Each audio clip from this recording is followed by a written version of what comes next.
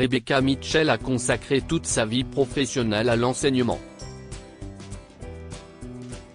Elle aimait beaucoup ses élèves et se surpassait souvent pour eux. À 84 ans, Rebecca Mitchell s'est retrouvée dans une situation difficile après avoir épuisé toutes ses économies pour acheter des médicaments d'entretien pour traiter son diabète.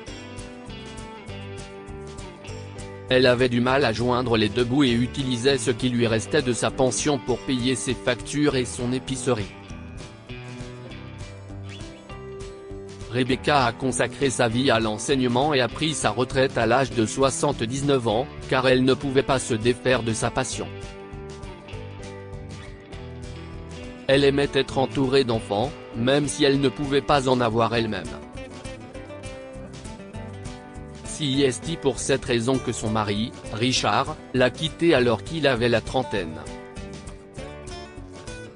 Il s'est rendu compte qu'il ne pouvait pas supporter de ne pas avoir d'enfant biologique, et comme Rebecca ne pouvait pas lui donner cela, il voulait épouser quelqu'un qui le pourrait. Cette période de la vie de Rebecca lui a brisé le cœur, mais grâce à ses élèves qui l'aimaient tendrement, elle ne s'est jamais sentie seule. Ce n'est que lorsqu'elle a pris sa retraite qu'elle a soudainement réalisé à quel point elle était seule.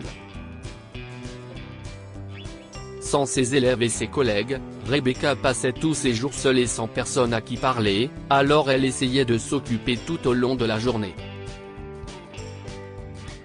Quand Rebecca ne préparait pas ses repas rationnés pour la semaine, elle faisait du bénévolat dans un refuge local où elle donnait son argent de poche.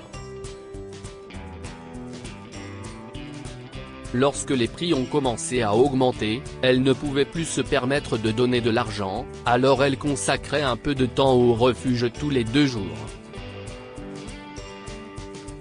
Un jour, alors qu'elle rentrait à pied du refuge, elle a décidé de passer devant une épicerie.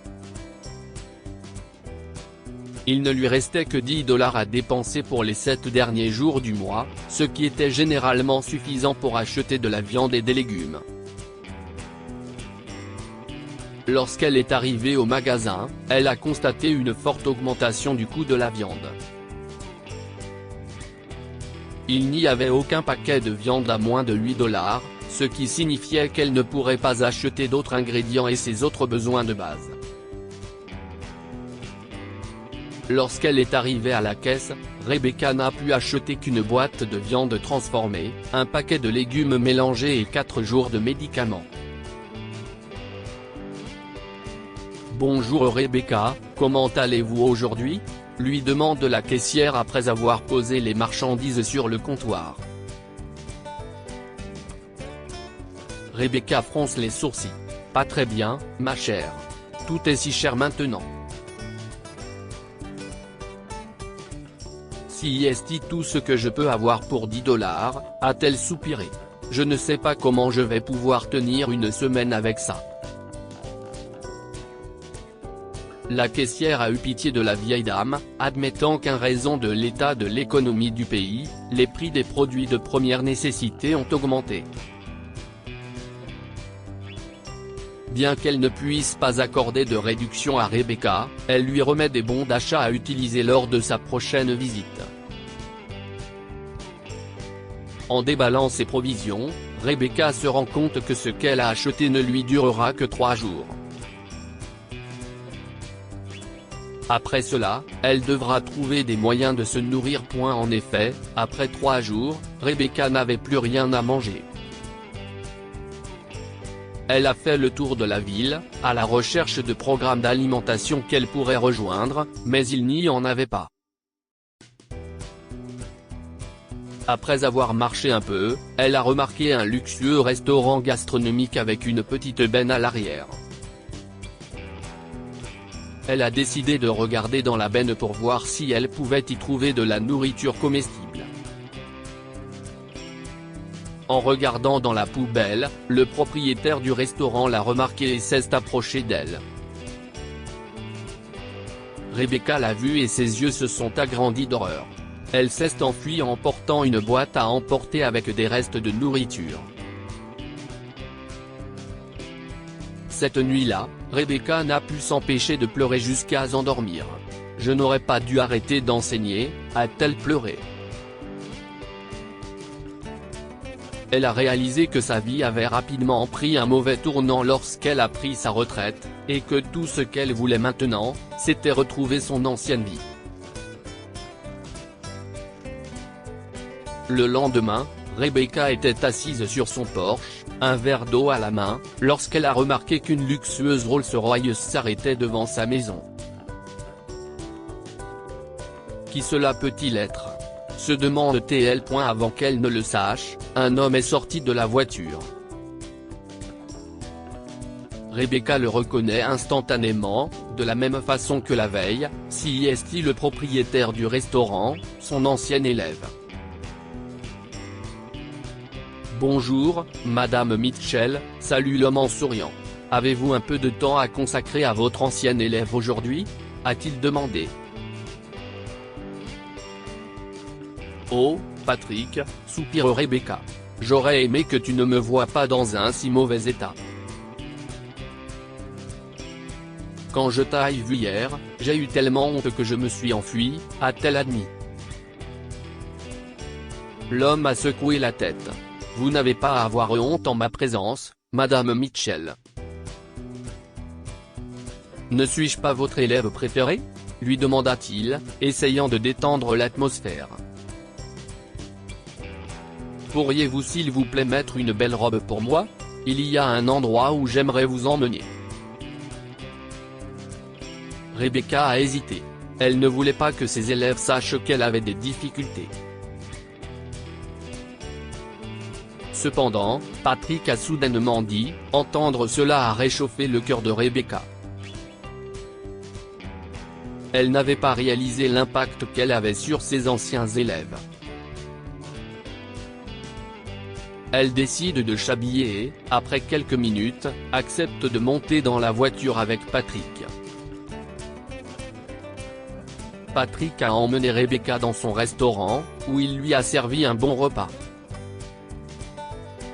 Rebecca avoue qu'elle est affamée et remercie Patrick à plusieurs reprises pour l'opportunité de manger dans son restaurant.